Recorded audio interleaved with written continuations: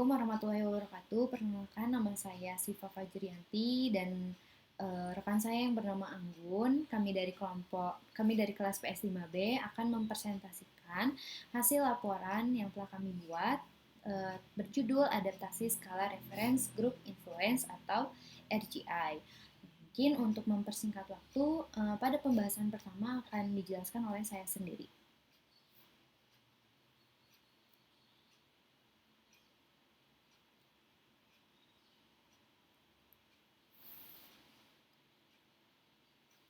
Pada pembahasan pertama mengenai teori, di sini menurut Park and Lissich mendefinisikan kelompok referensi sebagai individu aktual atau imajiner atau kelompok yang dianggap memiliki relevansi yang signifikan, evaluasi aspirasi atau perilaku seseorang. Park and Lissich menyatakan terdapat 3 buah tipe yang dapat mempengaruhi kelompok referensi, yaitu pengaruh informasi, pengaruh normatif, dan pengaruh nilai ekspresi. Yang pertama, pengaruh informasi atau informational influence. Ini terjadi ketika seseorang secara aktif mencari informasi dari orang yang berpengetahuan luas atau orang yang ahli dalam bidang tersebut. Nah, yang kedua ada pengaruh normatif atau utilitarian influence, tercermin dari penyesuaian sebuah norma atau standar kelompok untuk mendapatkan hadiah atau hukuman yang berasal dari sebuah kelompok. Yang ketiga ada pengaruh nilai ekspresi. Pengaruh nilai ekspresi ini berkaitan dengan motif individu untuk meningkatkan atau mendukung konsep dirinya. Individu seperti ini diharapkan mengasosiasikan dirinya dengan rujukan positif atau memisahkan diri dari rujukan negatif. Oke, selanjutnya pada proses adaptasi, alasan melakukan adaptasi ini yaitu proses penyesuaian alat ukur umumnya dari bahasa asli menuju bahasa yang dituju atau diinginkannya. Nah, jurnal yang kami cari itu berdasarkan dari bahasa Inggris yang kita adaptasi menuju bahasa Indonesia. Nah, alasan kami melakukan adaptasi itu tentang referensi group influence karena kami ingin melihat seberapa penting pengaruh kelompok referensi terhadap pemilihan produk kecantikan pada wanita berusia 18 tahun sampai 28 tahun. Lalu sampel penelitian yang kami ambil dengan kriteria perempuan berusia 18 sampai 28 tahun yang pernah membeli atau sedang menggunakan produk kecantikan. Alasan peneliti menggunakan kriteria sampel tersebut adalah karena perempuan dengan umur 18 sampai 28 tahun kebanyakan sudah menggunakan dan pernah membeli produk kecantikan seperti skincare dan makeup. Lalu pada proses adaptasi,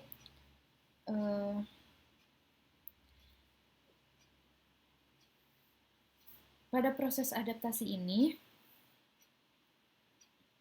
yang pertama dilakukan translasi terlebih dahulu. Tahap ini melibatkan ahli bahasa, minimal melibatkan 2 orang translator. Peneliti melakukan translasi alat ukur, yaitu menerjemahkan item dari bahasa Inggris ke bahasa Indonesia. Pada translator pertama, pada translator pertama bernama Muhammad Zail dan Nafi Sungkawa merupakan seorang lulusan S1 Sastra Inggris, dan pada translator kedua bernama Irin Yusriar yang merupakan lulusan S1 Pendidikan Bahasa Inggris. Kedua penerjemah ini mengartikan sebagian besar kalimat item dengan padan yang berbeda namun memiliki makna yang sama. Tahap selanjutnya yakni tahap sintesis, di mana pada tahap ini adanya proses diskusi terkait hasil translasi dan disintesiskan oleh peneliti. Dari satu item akan memperoleh satu translasi. Selanjutnya pada tahap expert commit review dilakukan penilaian dari komite ahli atau orang ahli di bidang alat ukur yang sedang kami adaptasi, melibatkan orang yang ahli di bidang metode dan konstruk teori yang digunakan. Nah, terakhir pada tahap terakhir ada uji coba alat ukur Pada peneliti, kami menguji coba alat ukur dalam jumlah kecil, bertujuan agar mengetahui apakah item sudah cukup dipahami atau belum. Selanjutnya, jumlah item dan favorable. Semua item pada skala ini merupakan item favorable, di mana sebaran itemnya berurutan dari nomor 1 sampai 14 dengan aspek yang ada pada skala ini. Pada aspek pertama, ada informational influence, terdiri dari 5 item, dan yang aspek kedua ada utilitarian influence, terdiri dari 3 item, dan terakhir ada value expressive influence, terdiri dari 6 item.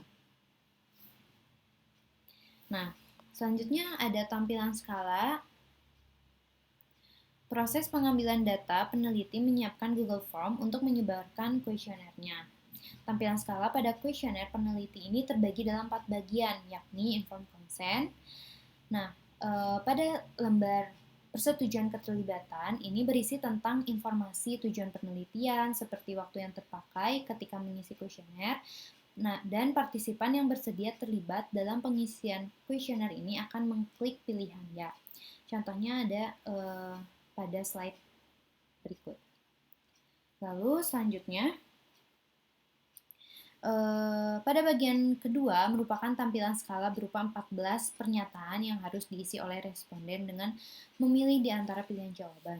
Kuesionernya berupa skala Likert, di mana poin alternatif jawaban sesuai dengan penelitian sebelumnya, menggunakan 5 pilihan alternatif. Alternatif jawaban yaitu dari skala 1 sampai 5, dimulai dari sangat tidak setuju sampai sangat setuju. Lalu selanjutnya, pada bagian ketiga, terdapat data demografi yang harus diisi oleh responden, yaitu nama responden, jenis kelamin, usia, tempat, membeli produk kecantikan, dan merek produk kecantikan yang sedang digunakan. Nah, pada bagian ini, peneliti memberitahu kepada responden bahwa data diri yang diisi oleh responden tersebut terjamin kerahasiaannya, diolah secara kelompok, dan hanya digunakan untuk penelitian saja. Nah, bagian terakhir berisikan ucapan terima kasih kepada responden yang bersedia untuk terlibat dalam pengisian kuesioner penelitian.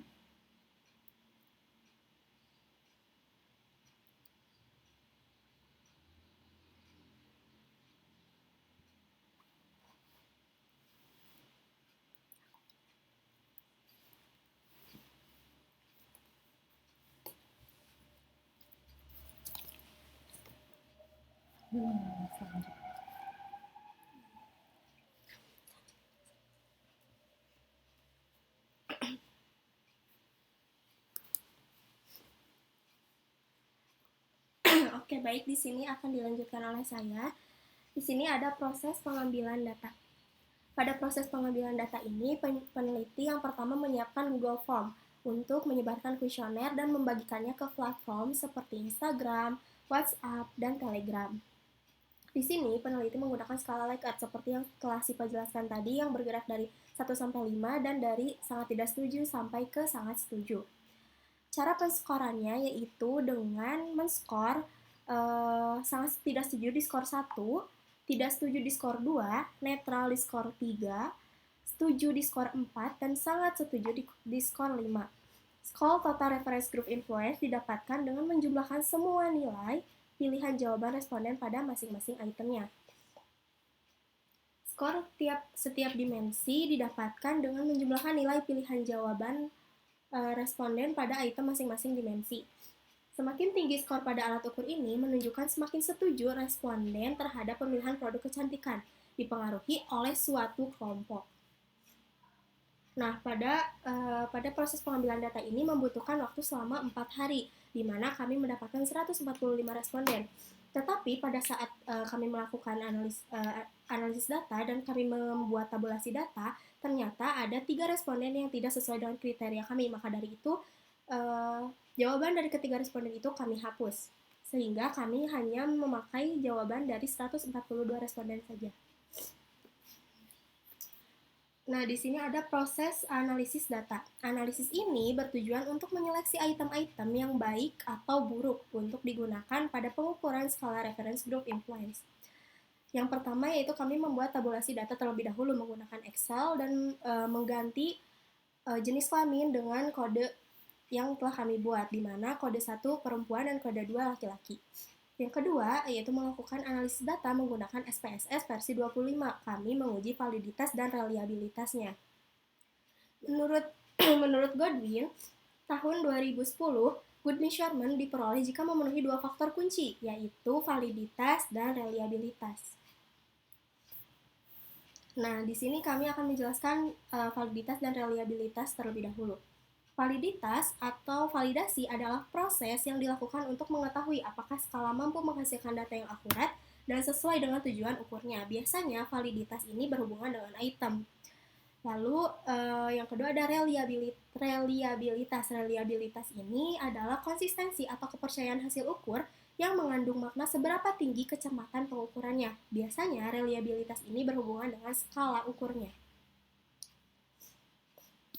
Nah, di sini ada kategorisasi koefisien reliabilitas menurut Guilford, di mana tadi reliabilitas ini kan berhubungan dengan skala ukurnya. Maka dari itu, ketika skala yang ada pada penelitian ini di tingkat 0,8 sampai 1, maka reliabilitas pada skala reference group influence ini berada di reliabilitas sangat tinggi.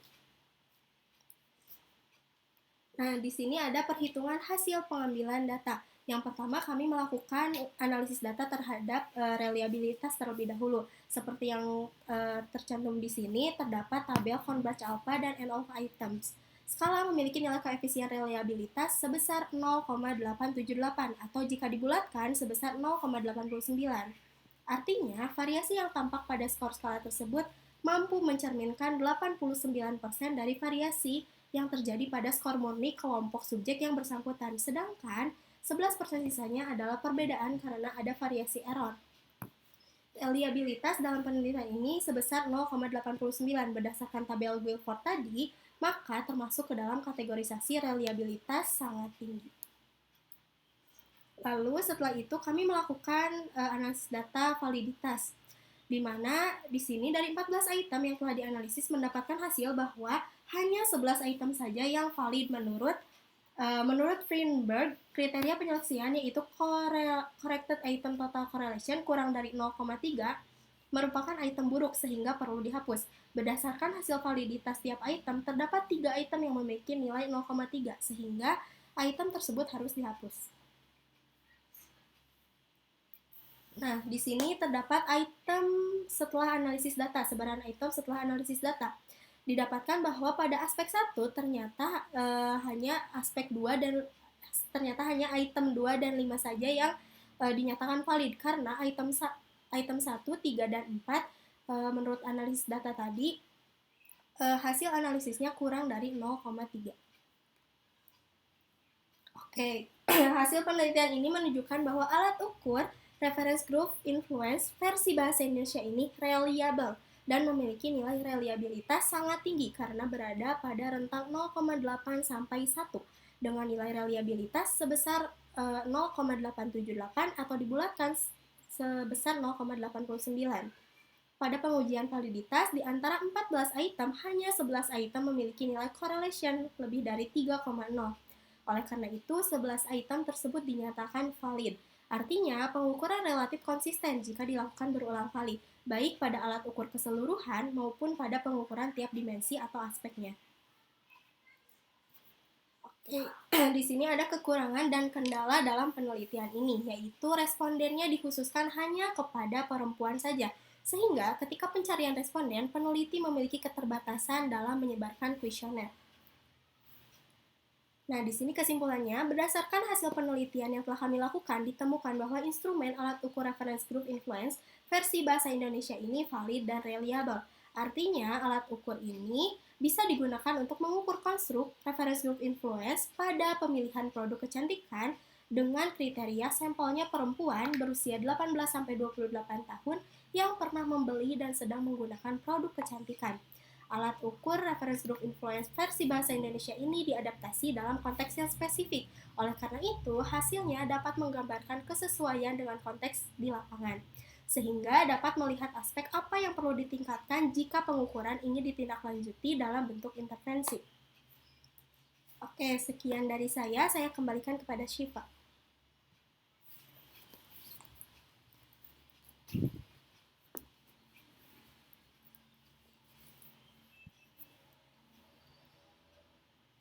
Nah, mungkin cukup sekian pemaparan materi dari kami. Mohon maaf apabila ada salah kata atau penyampaian materi yang kurang atau berkenan. Mungkin sekian dari saya. Assalamualaikum warahmatullahi wabarakatuh.